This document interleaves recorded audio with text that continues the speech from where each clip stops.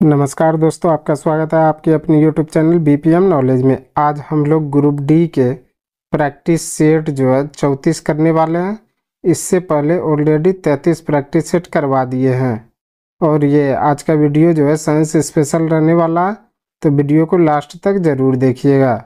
और अगर इनमें से किसी भी प्रश्नों का आंसर अगर आपको पता है तो आप कॉमेंट बॉक्स में दे सकते हैं। तो चलिए आज का वीडियो शुरू करते हैं। आज का पहला क्वेश्चन है, यदि किसी नमक का पीएच मान 14 है तो वह नमक होता है। यदि किसी नमक का पीएच मान 14 है तो वह नमक कैसा होता है? तो वो होता है कमजोर एसिड और सशक्त बेस वाला। इसका राइट आंसर ऑप्शन सी हो जाएगा। कमजोर एसिड और सशक्त बेस वाला जो है, किसी नमक का पीएच मान 14 है तो वह नमक होगा। चलिए अगला क्वेश्चन देख लेते हैं।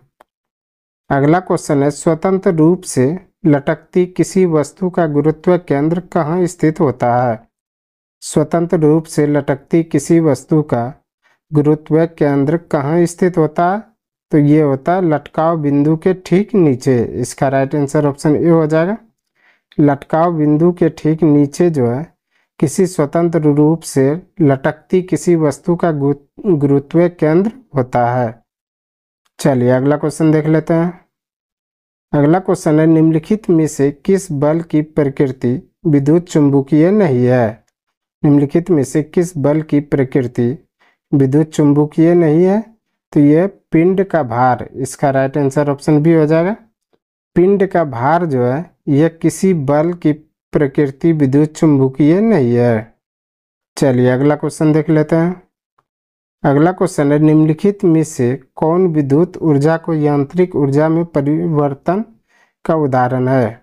निम्नलिखित में से कौन विद्युत ऊर्जा को यांत्रिक ऊर्जा में परिवर्तन का उदाहरण है? तो यह विद्युत पंखा। इसका राइट आंसर ऑप्शन ए हो जाएगा। विद्युत पंखा जो है वह विद्युत ऊर्जा को यांत्रिक ऊर्जा में परिवर्तन का एक उदाहरण है। चलिए अगला क्वेश्चन देख लेते हैं। अगला क्वेश्चन है, तुलनात्मक रूप से ऊर्जा के कुचालक कौन से होते हैं? तुलनात्मक रूप से ऊर्जा के ऊष्मा के कुचालक कौन सा होते हैं? तो ये होते हैं पीबी और एचजी। इसका राइट आंसर ऑप्शन सी हो जाएगा। यानी कि लेड और मरकरी जो है यह ऊष्मा के कुचालक होते हैं। चलिए अगला क्वेश्चन देख लेते हैं। अगला क्वेश्चन है, पराग कण के द्वारा क्या उत्पन्न किए जाते हैं? पराग कण के द्वारा क्या उत्पन्न किए जाते हैं? तो ये किए जाते हैं पराग कोश। इसका राइट आंसर ऑप्शन ए हो जाएगा। पराग कण के द्वारा जो है पराग कोश उत्पन्न किए जाते हैं। चलिए अगला क्वेश्चन देख लेते हैं। अगला क्वेश्चन है, ब्रंज के अवयव क्या होते हैं? ब्रंज के अवयव क्या होते हैं? तो ये होते हैं Cu और Sn। इसका राइट आंसर ऑप्शन बी हो जाएगा। Cu प्लस Sn जो है ये दोनों मिल के ब्रंज के अवयव होते हैं। चलिए अगला क्वेश्चन देख लेते हैं। अगला क्वेश्चन है, किसने उत्प्रेरक के रूप में प्लेटिनम पर पहला आविष्कार किया? किसने उत्प्रेरक के रूप में प्लेटिनम पर पहला आविष्कार किया था?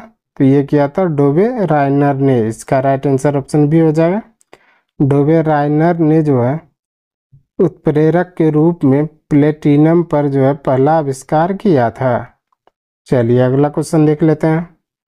अगला क्वेश्चन है, साइटोन को क्या कहा जाता है?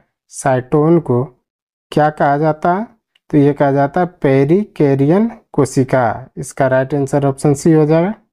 पेरिकैरियन कोशिका जो है यह साइटोन को कहा जाता है। चलिए अगला क्वेश्चन देख लेते हैं।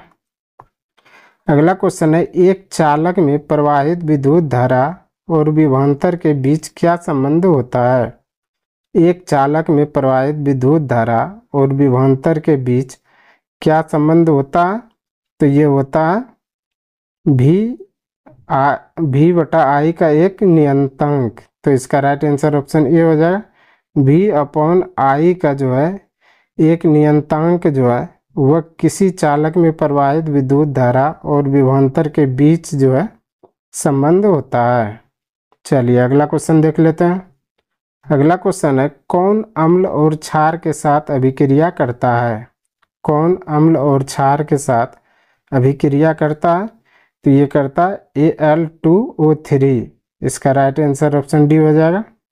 Al2O3 जो है यानी कि एल्युमिनियम ऑक्साइड जो है यह अम्ल और क्षार के साथ अभिक्रिया करता है। चलिए अगला क्वेश्चन देख लेते हैं।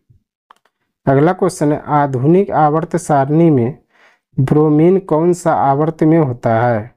आधुनिक आवर्त सारणी में ब्रोमीन कौन सा आवर्त में होता है? तो ये होता है आवर्त 4 में। इसका राइट आंसर ऑप्शन डी हो जाएगा।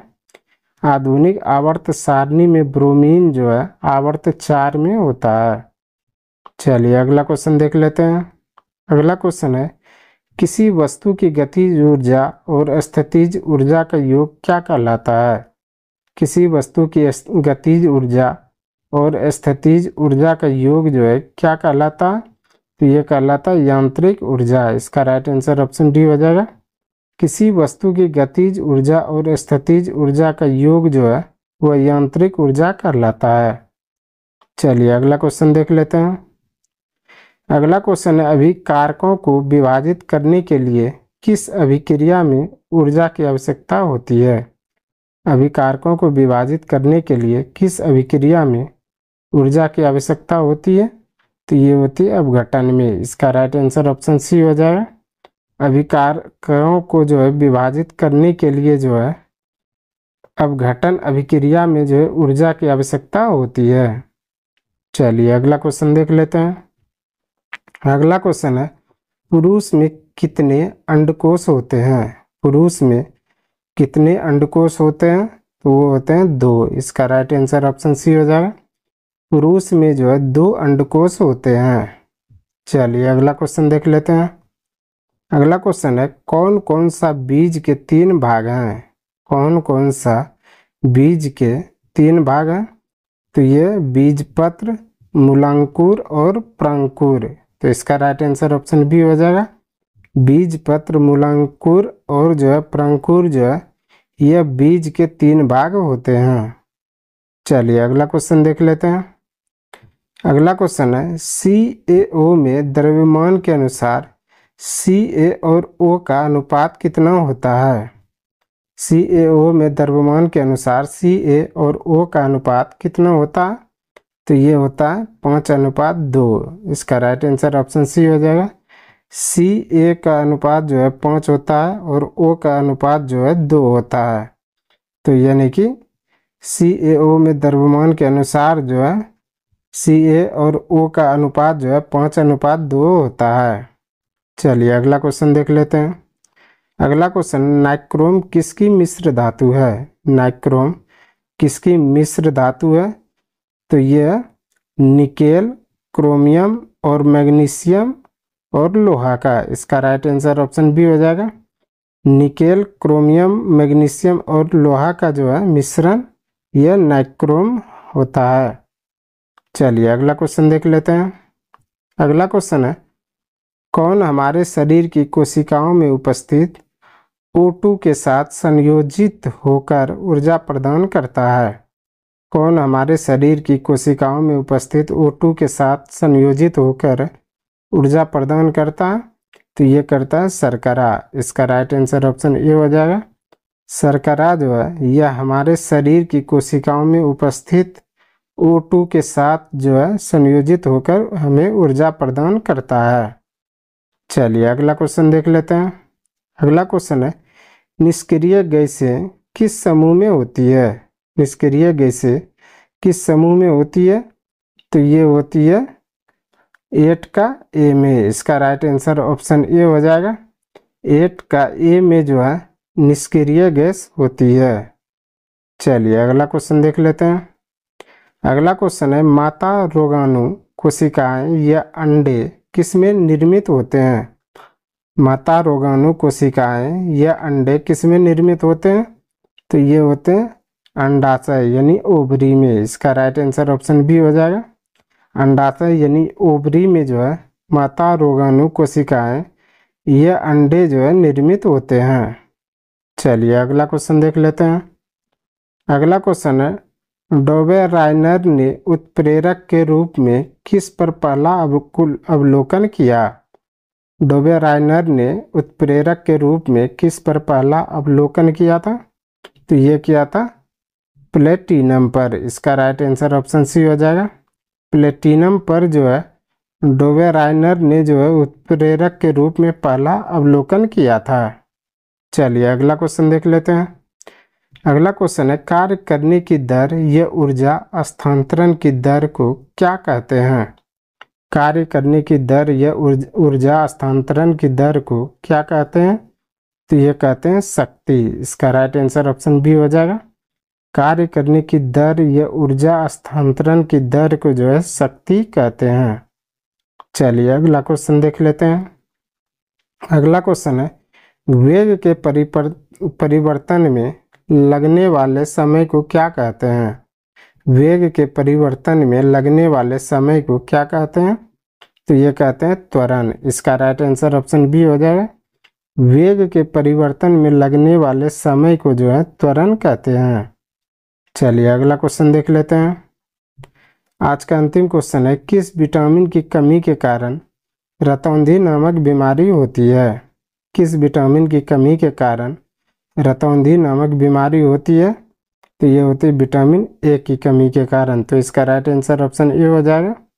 विटामिन ए की कमी के कारण जो है रतौंधी नामक बीमारी होती है। आज के लिए बस इतना ही। हमें उम्मीद है कि ये वीडियो आपको पसंद आया होगा। अगर पसंद आया तो प्लीज़ लाइक, कमेंट, शेयर और चैनल को सब्सक्राइब ज़रूर करें। धन्यवाद।